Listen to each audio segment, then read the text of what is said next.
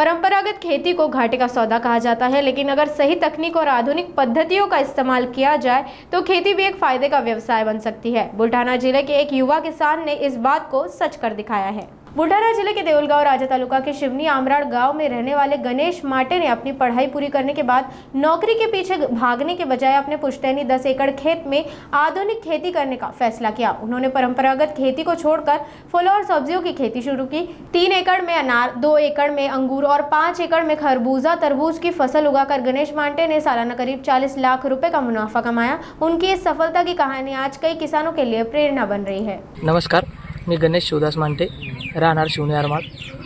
माझं शिक्षण ग्रॅज्युएशन झालेलं आहे आणि मी उच्च शिक्षित असून सुद्धा नोकरीच्या पाठीमागे न वळता आधुनिक शेतीकडे वळलो, कारण की बाबांचा पारंपरिक व्यवसाय शेती होता।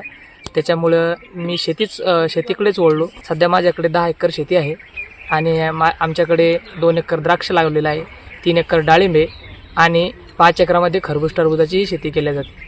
आम्ही पारंपरिक शेती करत नाही आणि पूर्ण ही बागायती शेती करतो। हे 2 एकर द्राक्ष आहे।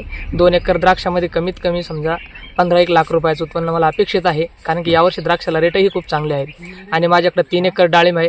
डाळिंबामधूनही 20-25 लाखाचं उत्पन्न 3 एकरामध्ये अपेक्षित आहे मला। मी सुरुवातीच्या टप्प्यात खरबूज हे 30 रुपये किलोने विकले। आता खरबूजाचे रेट थोडे कमी आहेत, 25 रुपये किलो आहेत, पण तरीही खरबूजात एकरी 3 ते 3.5 लाख रुपये राहिले। या सर्व जमिनीतून एका वर्षाला मिनिमम मला 40 लाख रुपये नफा उरतो। म्हणून मी कोणत्याही नोकरी न करता, कोणत्याही नोकरीच्या मागे न लागता माझ्या वडिलांचा जो पारंपरिक व्यवसाय शेती होता त्याच व्यवसायाला अनुसंगून किंवा त्याच व्यवसायाला धरून मी हा व्यवसाय मान्य केला आहे आणि तोच व्यवसाय करत आहे। आणि मी इतर तरुणांनाही सुद्धा सांगेल की तुम्ही इतर कोणत्याही छोट्या मोठ्या नोकरीच्या नादी न लागता शेती ही जर चांगल्या प्रकारे जर केली तर शेती परवडते।